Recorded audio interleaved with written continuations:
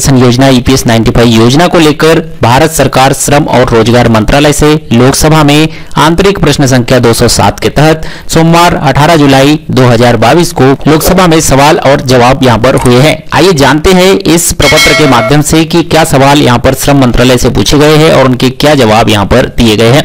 यहां पर श्री राजमोहन उन्नीथन जी की ओर से श्रम और रोजगार मंत्री से यहां पर सवाल किए गए हैं, जो कि 4 सवाल है। पहला सवाल था कि क्या यह सच है कि भविष्य निधि पेंशन में आरंभ से अब तक 30 लाख पात्र व्यक्तियों को 1000 रुपए से कम यानी कि न्यूनतम पेंशन प्राप्त नहीं हुई है।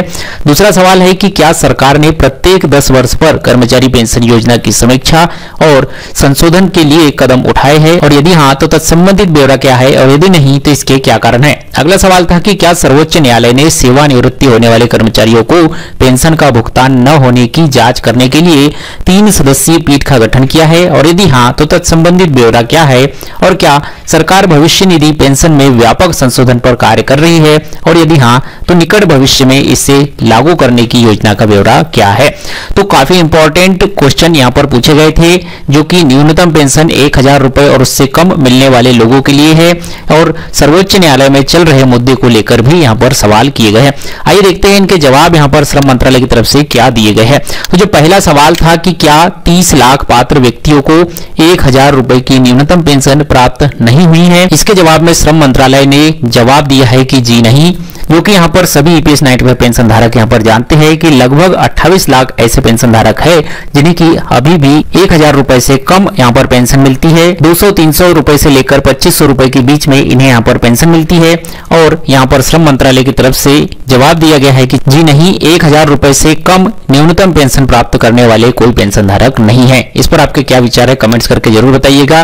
और आपके संज्ञान में ऐसे कितने पेंशन धारक है जिन्हें की 1000 रुपए से कम पेंशन मिल रही है, वो भी कमेंट्स करके जरूर बताइएगा। अगला सवाल था कि क्या सरकार ने प्रत्येक 10 वर्ष पर कर्मचारी पेंशन योजना की समीक्षा और संशोधन के लिए कदम उठाए हैं, यदि हाँ तो संबंधित ब्यौरा क्या है, और नहीं तो इसके क्या कारण है। इस पर श्रम मंत्रालय की ओर से जवाब आता है कि कर्मचारी पेंशन योजना 1995 कर्मचारी भविष्य निधि और उत्कीर्ण उपबंध अधिनियम 1952 की धारा 6 क के द्वारा प्रदत्त शक्तियों के अनुसार केंद्रीय सरकार द्वारा बनाया गया है। ईपीएस 95 दिनांक 19/11/1995 को लागू किया गया था। योजनाओं की समीक्षा और उसमें संशोधन करना एक सतत प्रक्रिया है। विशेषज्ञ समिति और उच्च अधिकार प्राप्त निगरानी समिति की सिफारिशों के साथ साथ कर्मचारी पेंशन निधि में बीमांकित मूल्यांकन को ध्यान में रखते हुए ईपीएस 95 के उपबंधों को समय समय पर समीक्षा की गई है। ईपीएस 95 के किए गए कुछ महत्वपूर्ण संशोधन यहां पर बताए गए हैं। तो यहां पर भी आपको ये अवगत हो कि पिछले कई बार जब यहां पर संसद में इसी मुद्दे को उठाया गया, इसी सवाल को पूछा गया, तब यहां पर ये जवाब आता था कि ईपीएस 95 योजना घाटे में चलने के कारण, इसका बजट घाटे में चलने के कारण कोई भी यहां पर समीक्षा नहीं की गई। लेकिन आज यहां पर जो श्रम मंत्रालय की तरफ से जवाब आया है उसमें इसकी समीक्षा की गई है, इसके बारे में यहां पर जानकारी दी है। ये समीक्षा 1/9/2014 जो कि मजदूरी सीमा को 6000 रुपए से बढ़ाकर 15000 रुपए किया जाना, पेंशन आकलन के रूप में 1000 रुपए न्यूनतम पेंशन प्राप्त करने वाले जो कर्मचारी है उन्हें न्यूनतम पेंशन 1000 यहां पर देना आदि संशोधन किए गए हैं, इस बारे में जानकारी दी गई है। लेकिन आपको अवगत हो कि 1995 से लेकर 2014 के बीच में कोई भी संशोधन नहीं किया गया, और 2014 के बाद से लेकर अब तक भी कोई संशोधन नहीं किया गया है। यानी कि कुल मिलाकर जिस योजना में ये कहा जाता था कि प्रति वर्ष इस योजना का मूल्यांकन किया जाएगा, उसमें 1995 से लेकर आज 2022 तक केवल एक बार मूल्यांकन किया गया है। अगले सवाल का जवाब देते हुए श्रम मंत्रालय की तरफ से जवाब दिया गया है कि भारत संघ तथा कर्मचारी भविष्य निधि ईपीएफओ ने माननीय केरल उच्च न्यायालय के दिनांक 12/10/2018 के निर्णय को माननीय उच्च न्यायालय में चुनौती दी है, जिसके द्वारा ईपीएस 95 में 2014 में किए गए संशोधनों को रद्द किया गया है।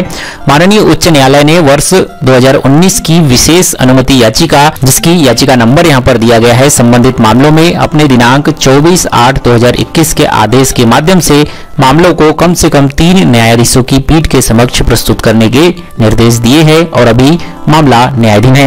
यानी कि आपको यहां पर कई तरह की खबरें मिलती होगी कि सुप्रीम कोर्ट से ये निर्णय आ गया, सुप्रीम कोर्ट से वो निर्णय आ गया, सुप्रीम कोर्ट से इस तरह की पेंशन लागू हुई है। तो इस संबंध में यहाँ पर जो है क्लियर किया गया है कि मामला अभी न्यायाधीन है। सर्वोच्च न्यायालय में 3 न्यायाधीशों की पीठ के समकक्ष यह मामला अभी न्यायाधीन है। इस पर कोई फाइनल डिसीजन उच्च पेंशन को लेकर सर्वोच्च न्यायालय में जो केसेस चल रहे हैं उनको लेकर नहीं आया है। अगला जो सवाल था कि क्या पेंशन में कुछ प्रावधान यहाँ पर लाने जा रही है सरकार, तो उसी को लेकर कहा गया है कि सामाजिक सुरक्षा संहिता 2022 को दिनांक 29/9/2020 की अधिसूचित किया गया था, जिसमें कर्मचारी भविष्य निधि एवं प्रकीर्ण उपबंध अधिनियम 1952 सहित 9 केंद्रीय श्रम विधानों को समाहित किया गया है। नई संहिता की धारा 15 में कर्मचारियों और उनके परिवार के सदस्यों के लिए पेंशन सहित विभिन्न योजनाएं बनाने की परिकल्पना की गई है।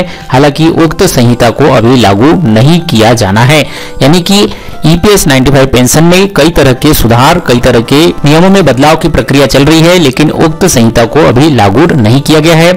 आने वाली सीबीटी की बैठक में हो सकता है ईपीएस 95 की पेंशन में कुछ यहाँ पर आपको ठोस निर्णय लेते हुए कुछ नियमों में बदलाव देखने को मिले। तो इस तरह से भारत सरकार श्रम और रोजगार मंत्रालय से लोकसभा में पूछे गए सवालों के जवाब में श्रम मंत्रालय की तरफ से ईपीएस 95 पेंशन धारकों के संबंधित प्रश्नों के कुछ इस तरह से जवाब दिए गए हैं। इन श्रम मंत्रालय की तरफ से आए जवाबों से आप कितने संतुष्ट है, ये हमें कमेंट्स करके जरूर बताइएगा। और ये वीडियो जानकारी आपको अच्छी लगी हो तो वीडियो को लाइक शेयर, चैनल को सब्सक्राइब जरूर कीजिएगा। मिलते हैं आपसे अगले वीडियो में किसी जानकारी के साथ, तब तक के लिए बने रहिएगा एम्प्लॉय